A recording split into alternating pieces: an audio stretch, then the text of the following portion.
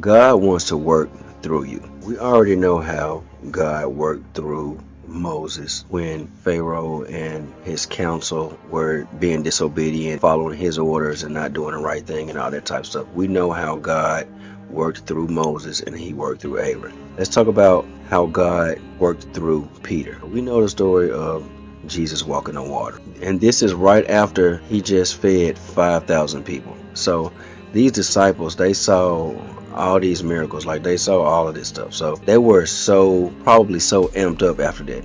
And it says that Jesus left and went to pray. And when he went to pray, everybody went and got on a boat. So when they got on the boat, the water was crazy, the wind was crazy, all that stuff. Jesus was done praying, he had got up, and I think it was the wee hours of the morning or something like that. They were all on the boat and they were scared. And so Jesus came walking on water. And when Jesus came walking on water, they looked at him, they were in disbelief. Peter saw Jesus walking on water and he was like, "If it's you, let me come to you." And so Jesus was like, "Come on, get on off the boat and come on and walk. You can walk on this water." There was a sign there of Peter actually felt God's power in his spirit and he walked on water. So God actually worked through Peter, and then he got scared. He took his eyes off the prize. He started to feel the wind, and that's what threw him off. It's amazing how Jesus showed him that if he submits and believes and uses his faith, which is going to be your initial thing. That's why they always say, like, your first thought, is always the right one. That first feeling, that initial feeling, your conscience is normally Jesus working in you, letting you know, hey,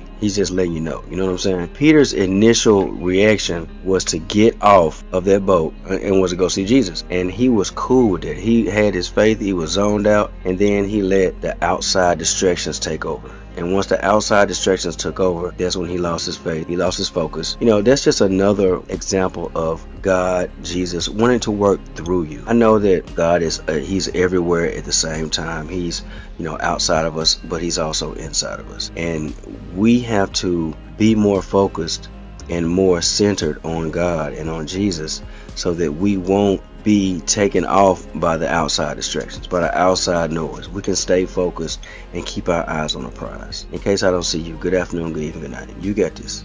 Go get it. Push it out closet.